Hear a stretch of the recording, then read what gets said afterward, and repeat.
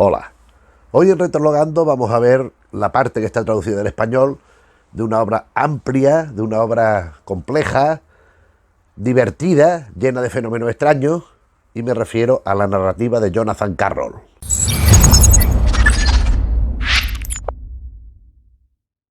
Jonathan Carroll es un escritor estadounidense, nacido en 1949, hijo de un guionista de Hollywood y de una actriz, cantante, letrista de Broadway, que también intervino en un par de películas. Fue un chico pues con problemas en la juventud, en la infancia, en la adolescencia también sobre todo. Aún así se graduó, sacó su carrera y se fue a vivir a Austria. Él vive en Viena de hace mucho tiempo. Sus libros, originalmente escritos en inglés, parece, alguno no, alguno está escrito en otro idioma, pero a veces se han publicado antes, por ejemplo, en polaco, antes que en inglés. Y en español tenemos la suerte de disponer de una serie de novelas. Ojalá las tuviéramos todas, porque realmente es algo espectacular, en mi opinión, pero no. Hay 7 novelas y faltan pues otras tantas que diré los nombres para un poco relacionar, porque es que en cierta manera sí que están relacionadas las que conocemos, siendo independientes, con las que no están traducidas. Él es un gran conocedor de la literatura norteamericana. De hecho, en Viena él vive de dar clases de literatura norteamericana allí. Pero su narrativa ha generado no muchas controversias, porque no es un autor que sea específicamente polémico, pero sí críticas en el sentido de que van estas novelas, ¿no? De que plantean, aparte de una trama argumental muy básica, pero muy compleja a su vez. También al tiempo que estas críticas pues le ha favorecido para que muchísimos lectores le sigan con asiduidad, de forma constante, porque es un autor que engancha. Yo debo decir que la primera novela que leí de él fue por un rebote, fue porque llegó a mis manos una de las novelas, ya diré cuál, y yo me quedé un poco descuadrado. Digo, ¿pero qué es esto? ¿Esto de qué va, estas novelas? Entonces empecé a indagar del autor y vi que es que efectivamente es siempre así. Hay una clave fundamental, que es la unión indisoluble en la narrativa de este individuo entre lo que es la cotidianidad, el realismo incluso podríamos decir, con la fantasía extrema, con el surrealismo, con el absurdo, más que con el absurdo, con el abstracto, donde se mezclan, pero sin un criterio prefijado de antemano, al menos para el receptor, para el lector, elementos muy dispares, siempre dentro de una visión que en teoría sí que es realista. Es una visión que en principio no tendría por qué deambular por estos ámbitos de lo extraordinario, de lo fantástico, que es lo que hace el autor constantemente, en todas las novelas, por lo menos en todas las que yo conozco. Es clave la primera novela, es fundamental para entender todo el ciclo, porque es donde un poco se explica todo cómo va evolucionando. ¿Por qué? Porque en ella, de estar ante una narrativa habitual, un señor que le están pasando cosas y que va buscando algo en un ámbito pues de lo corriente, y van introduciéndose elementos extraños y va desplazándose hacia lo fantástico. Las demás, ya digo, parten de una premisa que sí que puede tener un cierto aspecto realista, o si se quiere cotidiano, para enseguida adentrarse en el territorio de lo otro. Así, la primera novela es El país de las risas. Esta novela es absolutamente sensacional. Esta novela, al lector que no tenga una referencia previa, aparte de que ponga aquí fantasía, cosa que está muy mal hecho en mi opinión, se lo podía haber ahorrado, es una novela que sorprende, porque es una novela donde está un narrador que empieza contando una historia, y de forma prácticamente inadvertida nos va desplazando a lo extraño, a lo fantástico. La novela nos plantea lo siguiente. Resulta que hay un tal Thomas Abbey, que es el narrador, un gran seguidor de un autor de cuentos muy específicos, muy raros, muy especiales, que en su juventud, en su infancia, en su juventud era su ídolo, era su autor favorito, y ha tenido una desaparición, una muerte extraña. Entonces él empieza a investigar qué es lo que ha sucedido con esta muerte. Este autor se llama Marshall France, y ya digo, ha tenido una muerte. Es que no es una muerte exactamente, es un fallecimiento en desaparición, es una catástrofe. Y casualmente, Thomas Abbey se encuentra con otro individuo que era igualmente seguidor de este autor, de France. Entonces ambos se embarcan en esta historia de averiguar qué es lo que ha pasado con este escritor, y conocen a Ana France, que es la hija del escritor tan admirado por ellos. Y de pronto, en la investigación van surgiendo elementos extraños. Eso es lo que no voy a decir, porque es que, claro, es la almendra del asunto. La gracia de estos libros es todas las cosas raras, aparte de la anécdota de la peripecia, que en este caso no, porque en este caso es la investigación del fallecimiento de un autor, pero hay otras novelas que es que la misma trama ya en sí misma es peculiar, ¿no?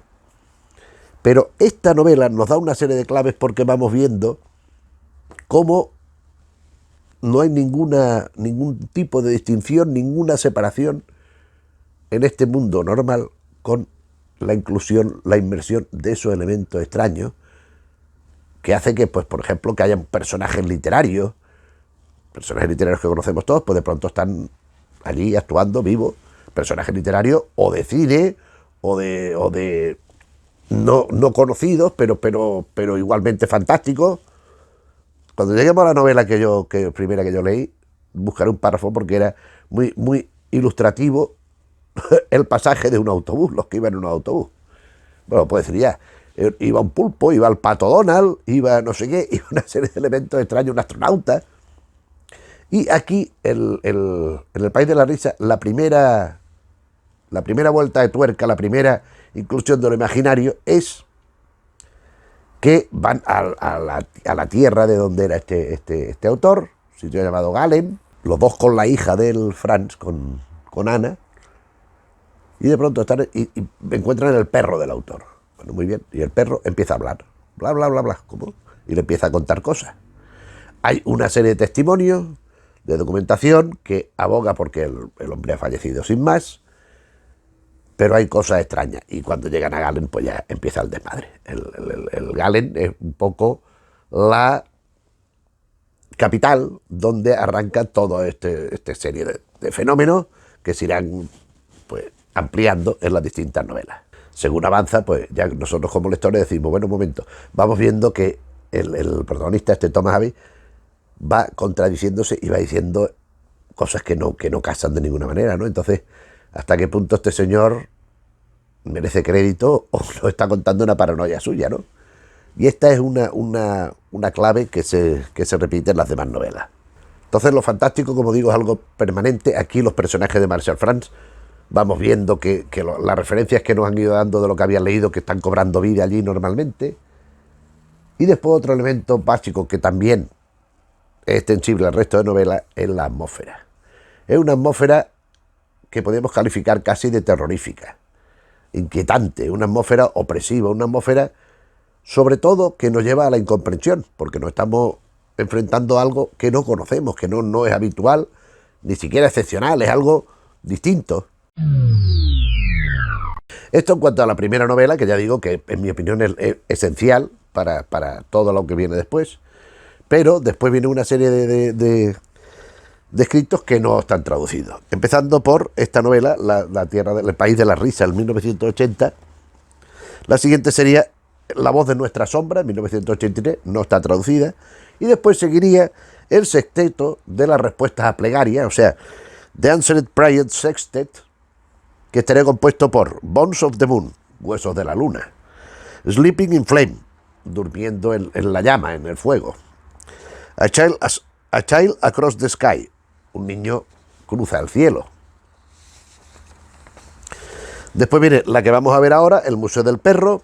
Después vendría After Silence, Tras el Silencio. Y concluye el sexteto, From the Teeth of Angels, Los Dientes de los Ángeles, que también está traducido. Es decir, están traducidos la cuarta y la sexta novela de este grupo de 6. Entonces seguimos con El Museo del Perro, que es la siguiente que está traducida. Esta, yo creo que hay otra que es de cuarteto, o de quinteto, como se llame, de puzzle, aquellas versiones, aquellas ediciones pequeñitas, pero son de la factoría de ideas. El Museo del Perro nos presenta un personaje que se llama Harry Radcliffe, que es un arquitecto de cierto prestigio, pero sobre todo es un aprovechado, es un trepa, es un tipo que se beneficia de todo lo que tiene alrededor, de las oportunidades, de echar la pata encima para ocuparse del sitio, de las mujeres. Las relaciones sentimentales para él no tienen más sentido que ir sumando muescas en su canana.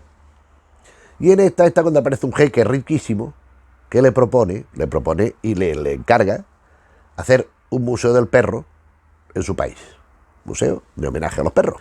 Un país llamado Saru, y bueno, allá que se va el Harry Radcliffe Harry Radcliffe se apellida igual que el actor que hacía Harry Potter, pero se llama Harry. Como Harry Potter, Harry Radcliffe mezcla los dos. Y eso que no lo sabía porque esta novela es del 91.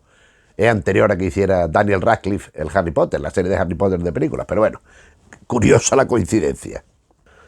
La cuestión que cuando va, de acuerdo con el sultán, a este sitio, a Saru, se encuentra un mundo delirante. Un mundo donde poco o nada tiene que ver con la realidad que él conoce, con todo lo que le ha rodeado en toda su vida. Y aquí volvemos a lo mismo. A partir de cierto momento, ¿hasta qué punto podemos confiar en lo que dice el narrador o nos parece que nos está metiendo una trola? Pero bueno, esta es la gracia. O sea, el arranque es el museo del perro que le encarga el caprichoso sultán para que construya, y esto es lo que le hace ir allí a todas las movidas que le pasan allí, claro. Porque son unas novelas todas también con una acción bastante trepidante, bastante fuerte, ¿no? Después vendría otra que no está traducida, después viene Los dientes de los ángeles. Esta estructuralmente es una novela, en mi opinión, mejor, más compleja y muy bien resuelta. Esta novela está estupenda. Es una reflexión en torno a la muerte a partir de tres personajes, de tres situaciones, aparentemente independientes, que no tienen, bueno, aparentemente no, en principio independientes, que no tienen nada que ver, pero que terminan convergiendo, terminan uniéndose, y un poco lo que es la reflexión que nos propone en Los dientes de los ángeles. La primera es la de un señor que está en estado terminal, moribundo, no tiene solución, y de que tiene la enfermedad ha adquirido el don, o le ha sobrevenido el don, de poder resucitar a los muertos. Sí, así como lo digo. O sea, el segundo es un individuo que está pues fuera de su ciudad, está haciendo turismo, viendo sitios, se queda dormido en el hotel y en el sueño le aparece la muerte. La muerte, y le empieza a hacer una serie de propuestas porque el tío va a morir. Pero claro, tiene también relación con el otro que hemos dicho, pero la tendrá más adelante. Claro, el señor este pues se queda un poco espantado, ¿no? A ver qué es esto. Y la tercera, en mi opinión, la más interesante, y que además, en cierta manera, creo yo, nos retrata un poco cómo era la vida de la madre del propio Jonathan Carroll, incluso de su padre, pero sobre todo de su madre.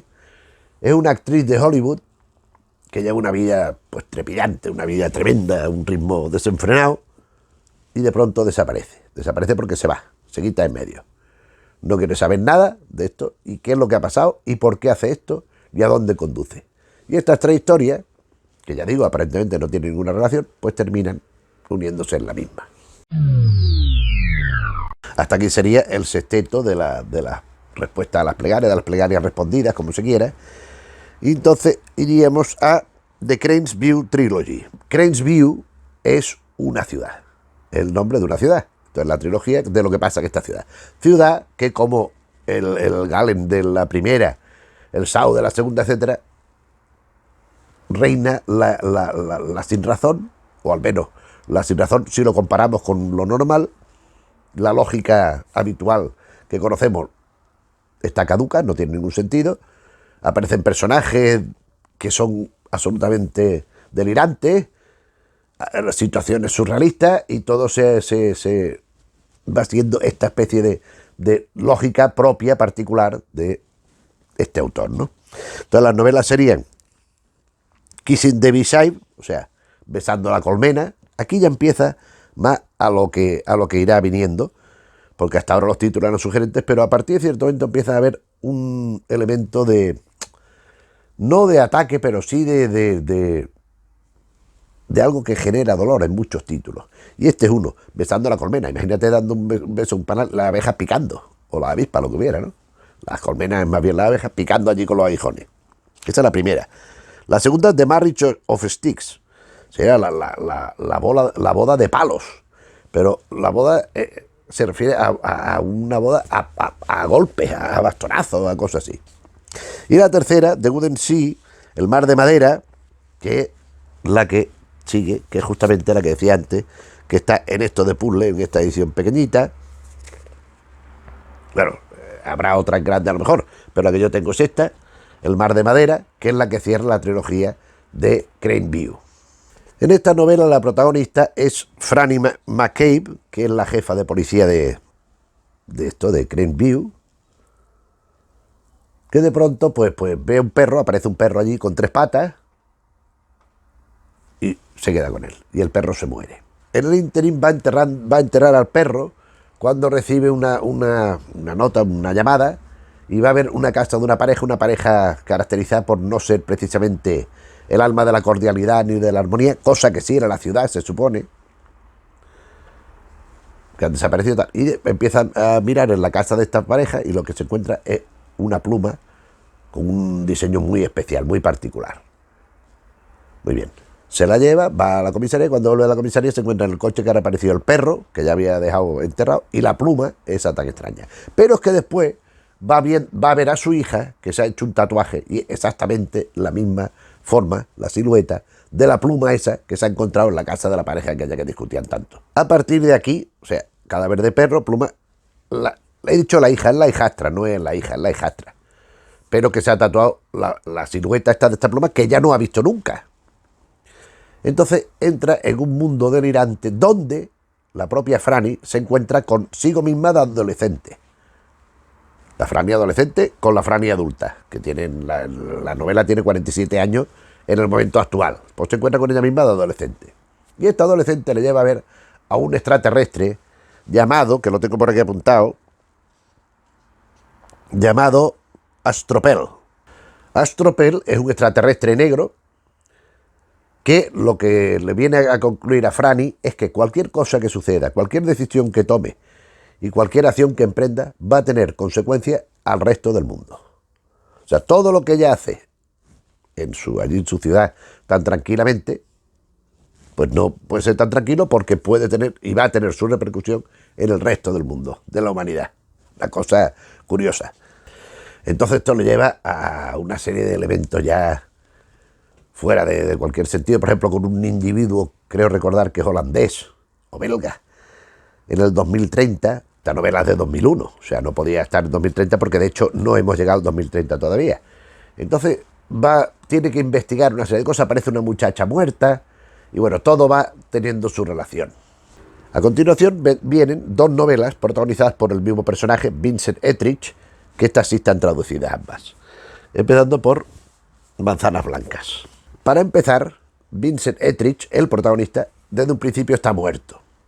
Este ha sido un vividor, un hombre que ha frecuentado muchas mujeres y tal y cual, pero ha habido una que ha sido su mujer, que ha sido especial de alguna manera, ha sido la mujer más destacada en su vida, y es la que lo trae del mundo de los muertos, lo hace resucitar. ¿Por qué? Porque ella está embarazada.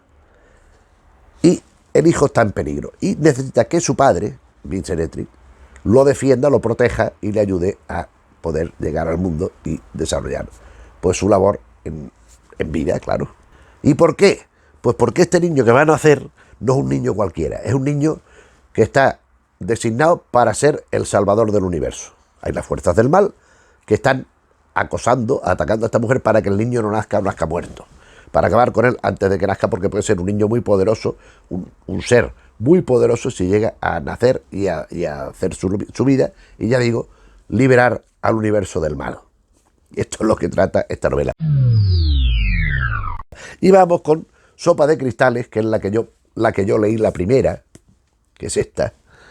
Vemos aquí una especie de gran danés aquí, no sé, es que la verdad es que no recuerdo cómo llegó este libro a mis manos, pero sé que lo cogí y lo leí y me divertí tanto que me fui a buscar los demás. En Sopa de Cristales, que también, como lo del enjambre de antes, ¿no? Una sopa de cristales rotos, clac, clac, clac, clac, que debían dejar la boca bonita, debían dejar la boca como un mapa, ¿no?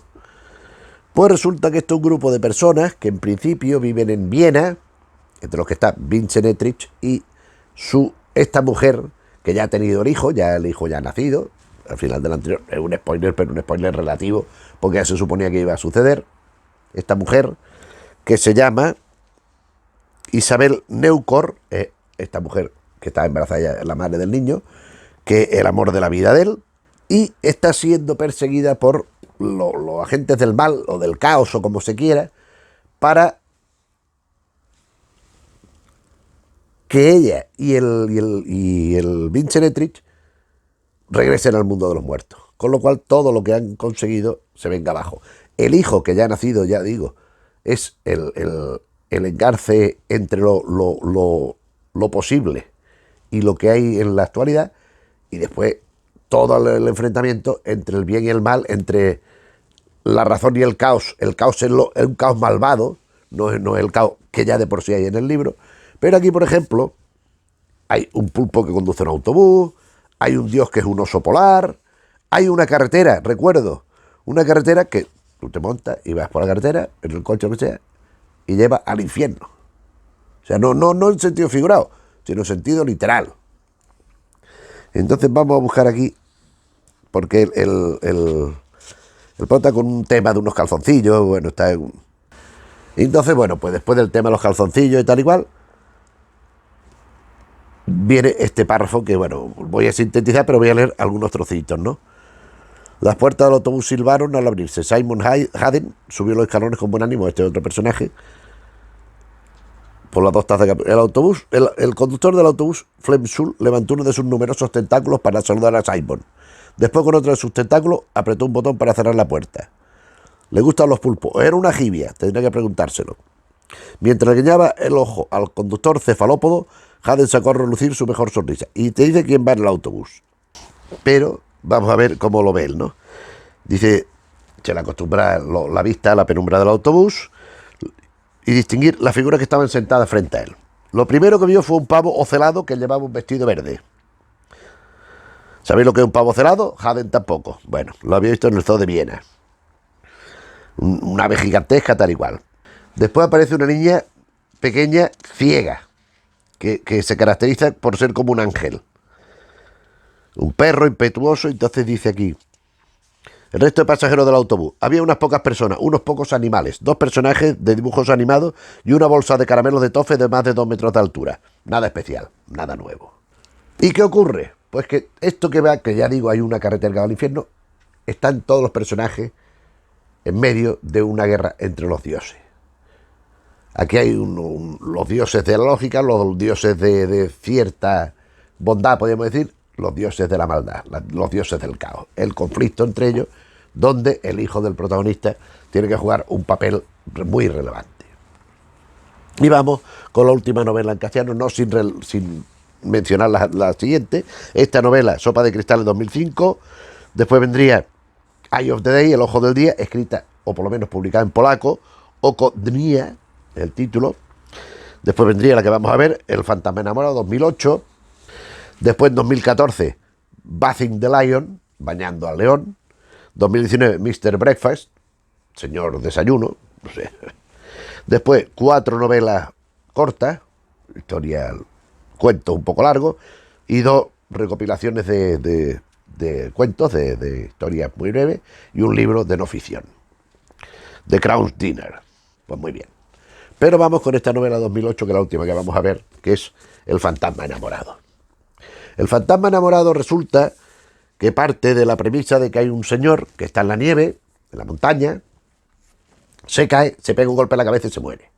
Entonces, desde el limbo, de donde van las almas cuando ya se han despojado del cuerpo, mandan a un espectro, a un fantasma, que es el que tiene que hacerse cargo del alma, del espíritu, y llevarlo al sitio donde tiene que estar.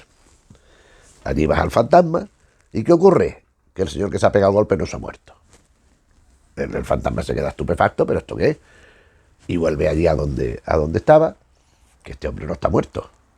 Entonces los líderes, los jefes de este limbo, deciden que lo acompañe al ser humano para ver qué es lo que ha pasado, qué es lo que ha impedido que haya muerto, porque lógicamente tiene que estar muerto, porque para eso tiene que haber. Él no quiere, pero bueno, tiene que aceptar porque tiene que obedecer. Y baja otra vez al terreno de lo humano. ¿Y qué ocurre? Y esto ya viene con el título.